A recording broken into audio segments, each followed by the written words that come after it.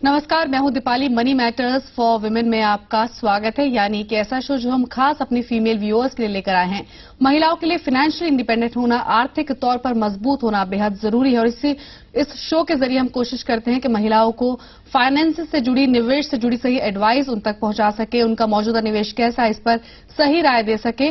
और हमेशा की तरह हमारे साथ हमारे गेस्ट हमारे शो में पार्टिसिपेट करते हैं जो आपकी सभी क्वेरीज को आंसर करते हैं। और आज भी आपकी सभी क्वेरीज को आंसर करने के लिए मुंबई स्टूडियो से हमारे साथ जुड़ गए हैं सर्टिफाइड फाइनेंशियल प्लानर जयंत भाई। जयंत जी, वेलकम टू दी शो। और सवाल जवाब का सिलसिला शुरू करने से पहले, आपकी क्वेरीज को शो में शामिल करने से पहले आपको शो में पार्टिसिपेट करने का तरीका बता देते हैं। अगर आपके पास किसी भी तरह का कोई भी सवाल है, इन्वेस्टमेंट से जुड़ी कोई भी क्वेरी है, तो आप हमें एसएमएस और ईमेल कर सकती हैं। एसएमएस करने के लिए शी लिखकर अपना सवाल लिखिए और सेंड कर दीजिए 57575 पर। इसके अलावा आप हमें ईमेल भी कर सकती है she@znetwork.com पर। ईमेल करते वक्त हम हमेशा अपने शो में बोलते हैं कि अपनी कॉन्टैक्ट डिटेल्स आप जरूर मेंशन करें। और आज भी हम कुछ कॉलर्स को अपने शो में शामिल करेंगे, उनकी हर क्वेरीज को उनका सही जवाब पहुंचाने की कोशिश करेंगे। लेकिन आपको बता देते हैं कि आप किसी भी तरह का आपके पास कोई भी सवाल है, म्यूचुअल फंड से जुड़ा हो, किसी भी तरह की कोई पॉलिसी से जुड़ा हो, हेल्थ इंश्योरेंस प्लान आप खरीदना चाहती हैं, या फिर आप बिगनर हैं, हाउसवाइफ हैं और इन्वेस्टमेंट की शुरुआत करना चाहती हैं, जानना चाहती हैं कि कहां से आप निवेश की शुरुआत कर सकती हैं, कौन से अच्छे विकल्प हैं जिन्हें आप चुन सकते हैं, इन सब पर हम इस शो के जरिए आप तक सही जानकारी पहुंचाने की कोशिश करते हैं। और अब सवाल जवाब के सिलसिले को शुरू करते हैं। पहली कॉलर मोहिनी बरेली से हमारे साथ जुड़ गई हैं। स्वागत है मोहिनी जी आपका मनी मैटर्स में। क्या है आपका सवाल? मोहिनी जी, आपको आवाज मिल पा रही है तो अपना सवाल पूछिए। यस जी, मेरा सवाल है कि मेरा इस साल का इनकम टैक्स 8,000 समथिंग आ रहा है जी। तो मैंने नेट पे देखा था कि LNT के इंफ्रास्ट्रक्चर बॉन्ड है जी, उनमें 20,000 इन्वेस्ट करने पर आप 6,180 रुपीज एज एन टैक्स जो है बचा सकते हैं जी। तो मुझे यही पूछना है कि इंफ्रास्ट्रक्चर LNT इंफ्रास्ट्रक्चर बॉन्ड में क्या मुझे इन्वेस्ट करना चाहिए? जी मोहिनी जी, सबसे पहले तो यही आपको बताना चाहेंगे कि बिल्कुल सही आपने बताया कि इंफ्रा बॉन्ड्स में इन्वेस्टमेंट करने पर बेनिफिट आपको मिलता है टैक्स सेविंग में, और सेक्शन 80C के तहत ये बेनिफिट मिलता है। अगर आप एडिशनल 20,000 आप इन्वेस्ट करते हैं सेक्शन 80C के तहत, तो आपको यहां पर इंफ्रा बॉन्ड्स में इन्वेस्टमेंट करने पर टैक्स में आपको बचत मिलती है, डिडक्शन आपको अपनी एनुअल इनकम में मिलता है। और आपने जिस तरह से बॉन्ड्स का जिक्र किया, LNT इंफ्रा बॉन्ड की अगर आपने बात की, अगर इसके हम स्पेसिफिक फीचर्स की अगर हम बात करें तो यहां पर अगर आप इन्वेस्ट करती हैं तो आपको सालाना 9% का ब्याज मिलता है। साथ साथ आपके पास ऑप्शन है कि आप 9% कंपाउंडेड एनुअल जो इंटरेस्ट रेट है उसके साथ भी ले सकती है। लेकिन यहां पर ऑप्शन है कि आप मैच्योरिटी से पहले विथड्रॉ नहीं कर सकती है। इस बॉन्ड की जो अवधि है वो करीब 10 साल की है और जो एक बॉन्ड की जो फेस वैल्यूज की अगर बात करें तो करीब 1,000 रुपए है। यानी ओवरऑल काफी अट्रैक्टिव फीचर्स इस बॉन्ड के हैं। और इनफैक्ट एक एडिशनल फीचर ये भी है कि निवेश के 5 से 7 साल बाद बायबैक का भी विकल्प आपके पास यहां मौजूद है, तो आप इस तरह भी अपना सकती हैं। और रही बात टैक्स में बचत पाने की, तो अगर 30% के इनकम टैक्स दायरे में आप आती हैं और 20,000 का इन्वेस्टमेंट करती हैं तो करीब 6,000 रुपए तक का डिडक्शन आप क्लेम कर सकती हैं। तो जो आपने ये बॉन्ड चुना है LNT इंफ्रा बॉन्ड, ये एक अच्छा बॉन्ड है। यहां पर आप इसे निवेश के लिए चुन सकती हैं और निवेश की शुरुआत कर सकती हैं। और आगे बढ़ेंगे, कुछ और कॉलर्स को अपने शो में शामिल कर लेंगे, लेकिन उससे पहले एक छोटे से ब्रेक के लिए यहां रुकते हैं। आप देखते हैं मनी मैटर्स।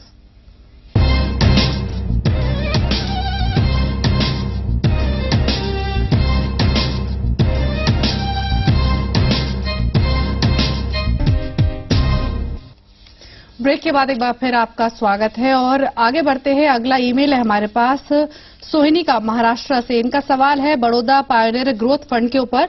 सवाल जैन जी इनका यह है कि 2 महीने पहले ही इन्होंने हाल ही में SIP शुरू की है। इस फंड में 1,000 रुपए पर मंथ इन्वेस्ट कर रही हैं। जानना चाहती हैं कि ये फंड कैसा है जो निवेश के लिए इन्होंने चुना है।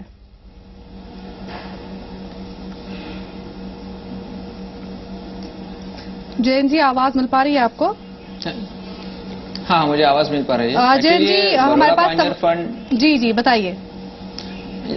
बड़ौदा पायनियर फंड एक ऐसा फंड है जो बहुत कम लोग निवेश करते हैं, लेकिन this is a pretty good fund क्योंकि is not always talked about.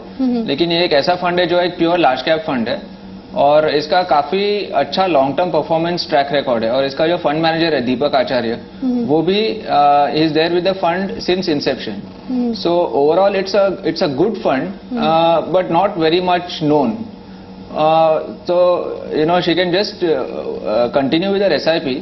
लेकिन यूजुअली ऐसे फंड्स में ना, because of small AUM, small assets, कभी कभी ऐसे हो सकता है कि the fund starts under performing in some time. So उसको थोड़ा ये सतर्क रहना चाहिए. तो जब भी ये फंड अपने बेंचमार्क, जो CNX 100 इंडेक्स है उसका बेंचमार्क है, अगर ये फंड उसके बेंचमार्क को अराउंड 3 to 6 मंथ्स तक अंडर परफॉर्म करे, तो उनको ये फंड से निकलना चाहिए. लेकिन तब तक वो इसमें निवेशित रह सकती है. जी जयंत जी, जैसे कि आपने बताया कि फिलहाल ये इसमें इन्वेस्टेड रह सकती है, अपना इन्वेस्टमेंट कंटिन्यू कर सकती है, लेकिन आपसे जानना चाहेंगे कि अगर इन्वेस्टमेंट ये बढ़ाती है आगे, तो किस तरह के म्यूचुअल फंड्स ये ऐड करें अपने पोर्टफोलियो में, ताकि बैलेंस्ड अप्रोच इनका रहे? हाँ, एक्चुअली ये एक प्योर लार्ज कैप फंड है, तो ये इसमें तो निवेशित रह सकती है. अगर उनको और एक लार्ज कैप फंड ऐड करना है तो वो एक इंडेक्स फंड ऐड कर सकती है. HDFC का सेंसेक्स प्लस या Franklin India index fund, Nifty option, ये दो अच्छे लार्ज कैप इंडेक्स फंड्स हैं. एंड अगर वो थोड़ा दूसरा कैटेगरी के फंड्स चुनना चाहती है तो large to mid cap category में एक फिडेलिटी इक्विटी फंड एक अच्छा फंड है. And pure mid cap category में एक IDFC का प्रीमियर इक्विटी है या HDFC मिड कैप. इन दोनों में से कोई एक वो चुन सकती है. जी बिल्कुल, यानी सोहिनी, बड़ौदा पायनियर ग्रोथ फंड जो फिलहाल आपके पास है, इसमें अपना इन्वेस्टमेंट कंटिन्यू रखें, लेकिन आगे चलकर अगर आप कोई और फंड चुनती है निवेश के लिए, तो यहाँ पर large to mid cap category का आप फंड ऑप्ट कर सकती है, फिडेलिटी इक्विटी, या फिर मिड कैप कैटेगरी का IDFC प्रीमियर इक्विटी आप निवेश के लिए चुन सकती हैं. और आगे बढ़ते हैं, अगली कॉलर आरोही दिल्ली से हमारे साथ जुड़ गई हैं. स्वागत है आरोही, आपका मनी मैटर्स में. क्या है आपका सवाल, पूछिए. गुड इवनिंग, मैं आरोही बोल रही हूँ दिल्ली से. जी, सवाल है कि मैं गोल्ड फंड में इन्वेस्ट करना चाहती हूँ, तो आप मुझे बताओगे कि मुझे करना चाहिए और कैसे करूँ तो मुझे अच्छे रिटर्न मिले. जी जयंत जी, आरोही गोल्ड फंड में इन्वेस्टमेंट करना चाहती हैं और आपसे जानना चाहती है कौन सा फंड इनको ऑप्ट करना चाहिए और क्या कुछ बेनिफिट है गोल्ड फंड में इन्वेस्टमेंट करने के. देखो, गोल्ड में निवेश करने के दो तरीके हैं.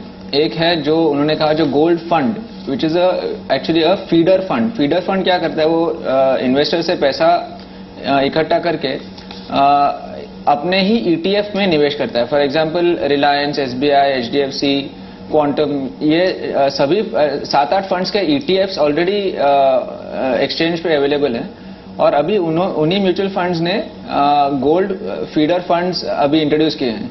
Main advantage of a gold feeder fund is that you can do a monthly SIP. Like जो ETFs है, ये एक्सचेंज के थ्रू लेने पड़ते हैं और ब्रोकर्स SIP फैसिलिटी ऑफर नहीं करते. तो जिनको SIP करना है वो गोल्ड फंड्स के थ्रू SIP कर सकते हैं.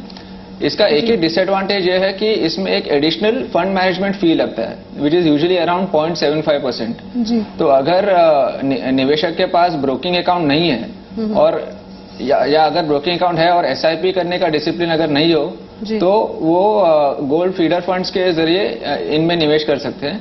अभी सभी फीडर फंड्स डायरेक्टली गोल्ड में निवेश सभी गोल्ड ETFs डायरेक्टली गोल्ड में निवेश करते हैं. तो overall there is not much of a difference in the returns of these funds. So the average return in last 1 year has been between 31 and 32%. तो gold feeder funds भी यही return देंगे minus the fund management fee. So I mean the 2-3 good जो gold ETFs है, एक है Goldman सैक्स का gold बीज, नहीं तो रिलायंस एंड SBI, ये दोनों के गोल्ड ETFs और कोटक, ये 3-4 अच्छे गोल्ड ETFs हैं. अगर वो इन ETF में नहीं निवेश करना चाहती है तो इन्हीं फंड हाउसेस के गोल्ड फंड्स में निवेश कर सकती है. जी बिल्कुल, यानी आरोही गोल्ड फंड में आप इन्वेस्टमेंट कर सकती हैं. अगर आप SIP के जरिए इन्वेस्टमेंट करना चाहती हैं, डीमैट अकाउंट अगर आपके पास नहीं है तो गोल्ड फंड से आप ऑप्ट कर सकती हैं.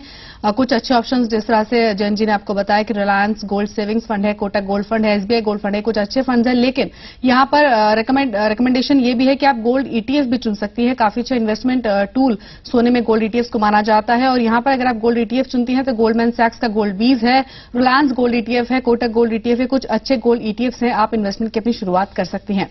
और आगे बढ़ते हैं, अगली कॉलर देविका असम से हमारे साथ जुड़ गई हैं. स्वागत है देविका, आपका मनी मैटर्स में. क्या है आपका सवाल, पूछिए.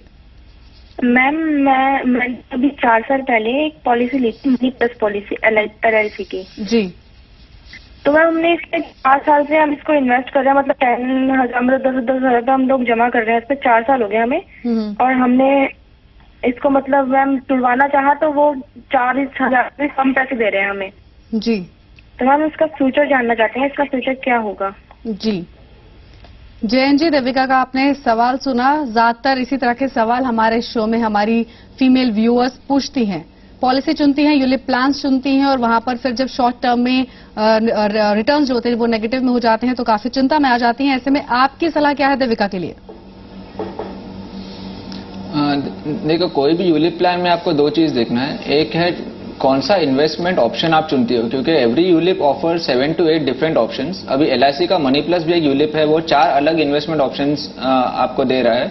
तो आपको ये चुनना है कि आपको डिसाइड करना है कि कौन सा ऑप्शन चुने। Now these options range from से around 100% debt to around 90 to 95% equity. तो अगर आपने लास्ट 4 साल में अगर इक्विटी ऑप्शन चुना हो तो लास्ट 3 साल में तो मार्केट काफी वीक है।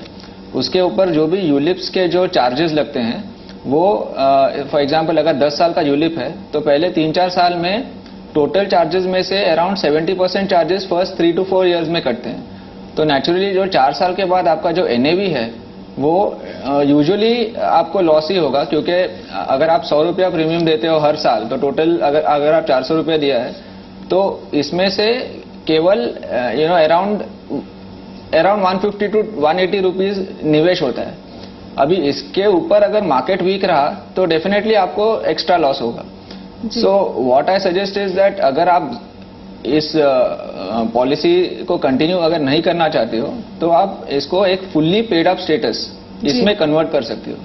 इससे क्या होगा कि अगर आपका टोटल लाइफ कवर है 100 रुपीज और ये 10 साल का पॉलिसी है और अगर आप 4 साल के बाद अगर पॉलिसी को फुल्ली पेड अप करते हो तो ये 100 रुपीज का लाइफ कवर ऑटोमेटिकली 40 रुपीज में कन्वर्ट होता है। सो इट्स प्रोपोर्शनल जी। बट एटलीस्ट आपको आगे के प्रीमियम नहीं भरने पड़ेंगे और आपको प्री मैच्योर विड्रॉवल का जो लॉस है वो आपको होगा नहीं।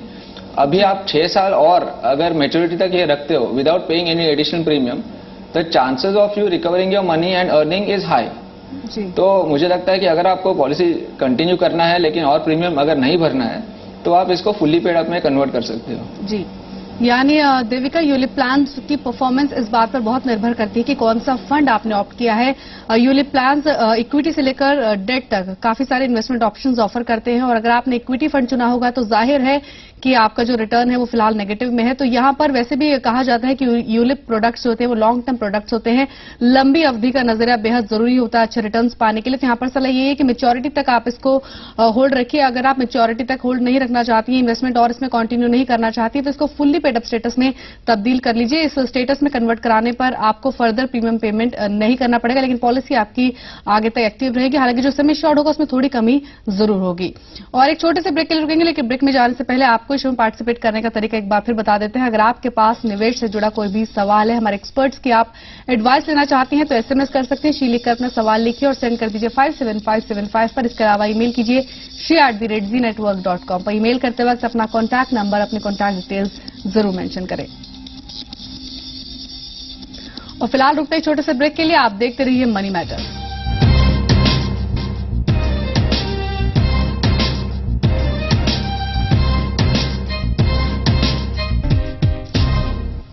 मनी मैटर्स में एक बार फिर आपका स्वागत है और सवाल जवाब के सिलसिले को शुरू करते हैं। अगली कॉलर रोशनी हमारे साथ जुड़ गई हैं। स्वागत है रोशनी आपका मनी मैटर्स में। क्या है आपका सवाल? हाँ जी, Reliance life insurance highest NAV advantage plan series 2 ली है। मैं ये जानना चाहती हूँ जी कि यह प्लान ठीक है या नहीं जी, और यह 15 साल का प्लान है तो इसमें लगभग कितना अमाउंट मिल सकता है? जी Jain ji, Reliance highest NAV advantage plan ये खरीदने का प्लान कर रही हैं। आपसे जानना चाहती हैं क्या कुछ फीचर्स है इस प्लान के, क्योंकि इसमें जो इसका जो टर्म है प्लान का प्रीमियम पेमेंट टर्म स्पेशली वो 15 साल का है, तो क्या सही निर्णय होगा इस पॉलिसी में निवेश करना? ये रिलायंस का जो हाईएस्ट NAV प्लान है, it's a guaranteed NAV plan. Guaranteed return नहीं लेकिन गारंटीड NAV। इसमें जो 15 साल में जो भी हाईएस्ट NAV आता है निवेशक को वो NAV के हिसाब से उनको रिटर्न मिलता है। But there are several points to look out for. Like कोई भी ऐसे प्लान्स में फर्स्ट डे से लेके 15 इयर्स तक कभी it's not highest from that, it's usually highest from the 7th year till the 15th year. और कोई प्लान्स होते हैं 10 इयर्स के लिए, सो दे आर फ्रॉम से अराउंड 6 years to 10 years। तो इसमें क्या होता है कि जो पहले 7 साल में जो फंड मैनेजर है they will invest more in equity. और जैसे पॉलिसी मैच्योरिटी की ओर आती है तो फंड मैनेजर धीरे धीरे इक्विटी से लेकर डेट में शिफ्ट करते रहता है। So that way they protect the returns of the policy holder. लेकिन इसमें ये डिसएडवांटेज है, ये these policy are suitable for those who want a degree of safety in their investments. लेकिन जो डिसएडवांटेज ये है कि जैसे जैसे फंड मैनेजर इक्विटी से निकल के डेट में निवेश करता है, तो अगर in the last 7-8 years of the policy अगर equity markets are very good तो निवेशक को वो एडवांटेज नहीं मिलता है। दूसरा ये है कि ये जो भी गारंटीड एनएवी होता है that is only available for those who remain till maturity जी। तो अगर निवेशक पॉलिसी के बीच में ही अगर विड्रॉ करे तो हैवी पेनल्टीज लगते हैं और प्लस उनको ये हाईएस्ट एनएवी का गारंटी मिलता नहीं है जी। तो हम लोग ये नहीं कह सकते कि I mean with some certainty कि कितना रिटर्न मिलेगा, क्योंकि दैट विल डिपेंड ऑन जो फंड मैनेजर का जो फिलॉसफी है and policy on when this money is shifted from equity to debt. लेकिन हम लोग एक अंदाजा लगा सकते हैं कि क्योंकि इसमें पहले 7-8 साल में इक्विटी है और बाद में इसमें ज्यादा डेट होगा, तो अराउंड 8 to 10% पर एनम का रिटर्न मिलने की आशा है ऐसे सब पॉलिसीज में जी। यानी Roshni Reliance highest NAV advantage policy की अगर बात करें तो गारंटीड एनएवी यूलिप है, काफी अट्रैक्टिव इस पॉलिसी के फीचर्स है। जिस तरह जैन जी ने बताया, अगर आप इसको इन्वेस्टमेंट के लिए चुनना चाहती हैं तो चुन सकती हैं, अच्छा प्लान है। लेकिन यहां पर सलाह आपके लिए यह है कि अगर मैच्योरिटी तक होल्ड करने का आपका नजरिया हो तो ही इस पॉलिसी को आप खरीदें, क्योंकि इसमें जो गारंटीड एनएवी का जो फीचर है वो आपको तभी मिलेगा अगर आप मैच्योरिटी तक इस पॉलिसी में इन्वेस्टेड रहती हैं। और प्री मैच्योरिटी अगर आप इस पॉलिसी से एग्जिट करती हैं तो काफी सारे चार्जेस भी आपको देने पड़ेंगे। तो यहां पर अगर आप मैच्योरिटी तक होल्ड करती हैं तो काफी अच्छी पॉलिसी है, निवेश की शुरुआत कर सकती हैं। और आज इतने ही कॉलर्स अपने शो में शामिल कर पाएंगे। शुक्रिया जैन जी सभी कॉलर्स की क्वेरीज को आंसर करने के लिए, शो के साथ जुड़ने के लिए। Thank you Deepali. Thank you. और शो को वाइंड अप करने से पहले एक बार फिर आपको इस शो में पार्टिसिपेट करने का तरीका बता देते हैं। अगर आपके पास निवेश से जुड़ा कोई भी सवाल है, किसी भी तरह की क्वेरी है, हमारे एक्सपर्ट की आप राय लेना चाहती हैं, तो आप हमें एसएमएस और ईमेल कर सकती है। एसएमएस करने के लिए शी लिखकर अपना सवाल लिखिए और उसे सेंड कर दीजिए 57575 पर। इसके अलावा ईमेल कीजिए she@zenetwork.com पर। ईमेल करते वक्त अपना कॉन्टैक्ट नंबर, अपनी कॉन्टैक्ट डिटेल्स आप जरूर मेंशन करें। और फिलहाल मनी मैटर्स फॉर वुमेन में इतना ही। आप देखते रहिए जी बिजनेस, आपका फायदा। नमस्कार।